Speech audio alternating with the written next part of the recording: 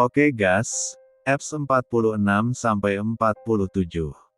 Gadis desa istri CEO arogan. Di kampus. Suasana kelas masih sepi karena Ana datang terlalu pagi. Ia diantar Stefan yang hendak ke kantor, makanya ia pagi-pagi sekali sudah sampai. Widih. Kenapa lo pakai shawl beginian? Via yang baru datang mencolek. Lo sakit? Sambungnya sambil menempelkan punggung tangannya di kening Ana. Tidak. Jawabnya cepat.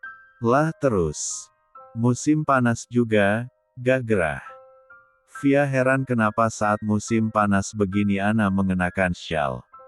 Ana hanya mengangkat bahunya. Acuh membuat senyum jahil Via muncul. Saat Ana lengah ia menarik shawl Ana dan sontak matanya membola. Astaga, mulutnya melongo melihat pemandangan di depannya. Via, pekik Ana dan spontan ia menutup lehernya dengan tangannya. Hahaha. Tawa Via menggelegar melihat leher Ana yang merah-merah, sedangkan Ana hanya diam menunduk malu. Untung saja kelas masih kosong, jika orang lain melihat maka habislah Ana menahan malu. Lo udah unboxing? Via menaik turunkan alisnya menggoda Ana. Unboxing? Unboxing apa? Ana langsung menoleh karena dia tidak paham pertanyaan Via. Ya elah, polos amat nih sobat gue. Unboxing. Via memperagakan kedua jari tangannya saling menempel, namun Ana masih menggerutkan dahinya tidak paham. Astaga Ana. Lo udah lakukan hubungan badan sama laki Iho? Pekik Via geram, karena Ana tidak paham-paham maksudnya. Astaga Via, Ana membekap mulut Via sembari meneliti sekitar apakah ada orang atau tidak. Lah takut jika ada yang mendengar, syukurlah tidak ada seorang pun membuat Ana bisa bernafas lega. Kalau ngomong bisa dijaga gak sih? Ucap Ana kesal sembari melepas tangannya dari mulut Via. Ye lagian lo gak paham-paham maksud gue. Jadi gimana? Sukses. Gimana rasanya, sakit gak? Via memberondong pertanyaan sambil merapatkan duduknya dengan Ana. Ia ingin mendengar jelas. Apaan sih kamu Via nanya begituan? Wajah Ana memerah malu mendengarnya. Gimana? Gimana rasanya? Beneran sakit gak kata orang-orang? Via sangat penasaran ingin tahu, mumpung ada sahabatnya yang sudah menikah jadi ia ingin tanya. Gak terjadi apa-apa kok. Ana menceritakan kepada Via dengan sedikit berbisik, sontak saja membuat Via tertawa. Bagi Via itu sangatlah lucu, tidak bisa ia bayangkan wajah Stefan menahan kekesalan di tengah G41 Rah yang sedang memuncak. Hahaha. Ana, kok bisa sih? Via terus tertawa membuat Ana kesal dan memasukkan pulpen ke mulut Via. Makanya diam, jangan ngeledek. Jadi ceritanya nih Iho juga kecewa kan? Lo juga ngarep lebih kan? Ana tidak menjawab karena ia pun bingung, otaknya menolak namun hati dan juga tubuhnya menginginkan lebih. Ya wajarlah kalau dia menginginkannya secara lo itu istrinya, nunggu apa lagi sih Lona, udah biarkan dia publish hubungan kalian, entar dia bosan dan cari yang lain baru nyahok lo. Saran Via. Jangan doain yang jelek dong Vi. Ana memberengut. Makanya selesaikan semuanya. Saat jam istirahat Ana duduk sendirian di taman, sedangkan Via sedang berada di perpus. Ia tidak ikut Via, karena ia mau menelpon kedua orang tuanya, sebab tadi saat belajar ada panggilan tak terjawab dari nomor orang tuanya. Lah menekan nomor di ponselnya menghubungi orang tuanya. Tak butuh waktu lama panggilannya pun diangkat. Assalamualaikum Buk. Waalaikumsalam Nak. Bagaimana kabar ibu sama bapak? Alhamdulillah baik Nak, bagaimana kabarmu dan suamimu? Alhamdulillah kami juga baik Buk, tadi ibu ada menelpon aku, maaf gak diangkat tadi Buk soalnya lagi belajar. Gak apa Nak, Ibu tadi hanya mau menanyakan kabar kamu saja, juga mau ngucapin makasih sama suami kamu. Ibu sama bapak bener-bener gak enak. Gak apa Buk, ibu sama bapak gak usah ngerasa gak enak. Justru Mas Stefan akan kecewa jika bapak sama ibu menolak pemberiannya. Ucap Ana sambil tersenyum meski ibunya tidak dapat melihat itu. Sebelum pulang dari kampung Ana, waktu itu Stefan membelikan beberapa petak tanah untuk kedua orang tua Ana. Ibu sama bapak Ana sebenarnya menolak, karena merasa tidak enak namun Stefan tetap keke untuk membelikannya, dan baru kemarin semua surat dan berkas kepemilikan menjadi nama orang tua Ana, siap. Ya sudah, kamu baik-baik di sana ya nak, jadilah istri yang soleha bagi suamimu ya nak. Definisi istri soleha itu seperti apa sih Buk? Istri baik dan soleha itu, selalu melayani suami dengan baik, patuh dan tidak membantah perintah suami jika masih dalam kebaikan. Juga bila dipandang menenangkan hati suami. Termasuk jika suami ngajak gituan juga gak boleh nolak Buk. Ibu tertawa mendengar perkataan Ana. Ya jelas nak, bahkan malaikat akan melaknat istri hingga pagi jika kita menolak ajakan suami. Gitu ya Buk. Ana menggigit bibir bawahnya merasa malu bertanya soal itu. Ya sudah Ana tutup dulu ya Buk. Tito salam Ana sama bapak.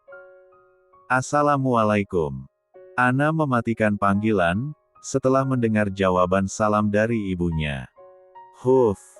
Ana menghela nafas kasar, saat hendak bangkit seseorang datang membuatnya duduk kembali.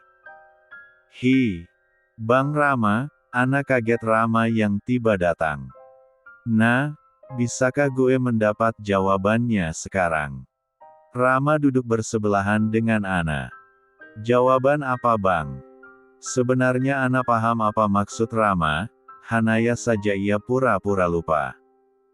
Jawaban soal gue yang minta lo jadi pacar gue. Ana sangat bingung apa yang akan ia jawab. Nah, Rama menggenggam jemari tangan Ana. Gue cinta sama. Ho, lo mau kan jadi pacar gue? Gue janji gue akan ngebahagiain lo nah, gue mau nikahin lo saat gue lulus kuliah nanti. Genggaman Rama semakin kuat seakan takut tangan Ana akan terlepas dari genggamannya. Tapi bang, aku sudah menikah. Ana menarik tangannya dari genggaman tangan Rama. Tapi pernikahan kalian terpaksa, kalian tidak saling mencintai kan. Maka itu berpisahlah dengannya dan gue akan membahagiakan Ihona. Rama menatap Ana yang menunduk. Ana bangkit dari duduknya dan melangkah 2 langkah, ia menarik nafas sebelum menjawab pertanyaan Rama. Pernikahan adalah hal sakral, yang menyatukan 2 insan dan tidak baik mempermainkannya. Perceraian memang diperbolehkan namun hal yang dibenci oleh Allah. Ana menjawab tanpa menoleh Rama yang masih duduk di belakang. Jadi maksudmu? Rama tahu maksud Ana sebenarnya tidak bisa untuk bercerai dengan suaminya. Ana berbalik menghadap Rama. Sebelumnya aku minta maaf bang, kami memang nikah karena terpaksa, tapi sejauh ini pernikahan kami ini tidaklah buruk. Dan semakin hari aku menyukai pernikahan ini. Apa kamu mencintainya? Tanya Rama dengan gemuruh di D4 danya, karena tidak akan sanggup mendengar jika jawaban Ana nantinya iya. Ana menggigit B1 bir bawahnya sambil menunduk, kemudian ia mengangguk sebagai jawabannya kepada Rama. Dek, hati Rama seketika hancur, mengetahui jika orang yang dicintainya ternyata mencintai orang lain, lebih tepatnya suaminya. Sebenarnya ia salah karena mencintai istri orang, namun hati dan perasaan tidak dapat memilih kepada siapa mereka akan mencinta. Baiklah, makasih buat semuanya. Mungkin ini terakhir kali kita bertemu, gue ucapin selamat tinggal nah. Rama pergi meninggalkan Ana. Maafin aku Bang Rama. Ana memandangi punggung Rama yang berjalan semakin jauh. Apps 47. Jam sudah menunjukkan pukul 11 malam. Ana masih berguling ke kanan dan ke kiri tidak bisa tidur. Ia masih kepikiran dengan Rama siang tadi. Bang Rama marah gak ya? Tapi aku gak bisa nerima dia. Aku sudah memiliki Mas Stefan. Apa setelah ini Bang Rama gak mau temenan lagi sama aku? Monolognya dalam hati, ia melihat ponselnya tidak ada notif pesan dari Stefan sama sekali. Biasanya Stefan akan mengirimkannya pesan untuk menanyakan apakah sudah makan, apa yang dilakukan, ucapan semangat belajar juga ucapan selamat tidur. Walau hanya pesan singkat seperti itu namun membuat Ana merasa diperhatikan. Tapi seharian ini Stefan tidak mengirimkan pesan sama sekali. Mas Stefan kok gak ada ngirim pesan sih? Apa dia marah ya? Kira-kira dia lagi ngapain sekarang? Apa dia sudah tidur? Monolognya lagi. Ah, tahu pusing, Ana menggusar rambutnya pusing memikirkannya dan itu membuat tenggorokannya kering. Ia turun dari tempat tidur kemudian pergi ke dapur untuk mengambil air. Ana membuka kulkas dan mengambil sebotol air dingin. Kemudian meneguknya hingga habis setengah. Ah, leganya. Saat hendak meletakkan kembali botol ke dalam kulkas ia dikagetkan dengan dehem garis bawaan seseorang, membuat botol yang ia pegang lepas dan jatuh menimpa kakinya. Au, ringis Ana saat kakinya ditimpa botol, syukur saja botolnya bukan kaca, jika tidak kakinya pasti akan kena pecahan kaca. Kau tidak apa-apa. Stefan langsung menghampiri Ana yang duduk mengelus kakinya. Mas. Baru pulang. Bukannya menjawab ia malah kembali bertanya, saat melihat Stefan masih mengenakan pakaian kantor saat tadi pagi. Stefan hanya berdehem menjawab. Stefan mengangkat kaki Ana di atas pangkuannya, kemudian meniup kaki Ana yang nampak kebiruan. Ana terperangah melihatnya, hatinya bergetar melihat Stefan mengelus dan meniup kakinya dengan lembut. Sudah Mas, udah baikan kok. Ana menarik kakinya merasa tidak sopan kakinya berada di atas pangkuan Stefan. Mas sudah makan? Atau mau dibuatkan teh hangat? Tanyanya sedikit gugup karena ditatap Stefan seperti itu. Stefan memperhatikan B1 bir pink Ana yang sedang bicara, menurutnya sangat S3 dan ingin mel 4 hapnya. La pun memulai aksinya dan Ana hanya diam pasrah menerima S3 entuhan Stefan.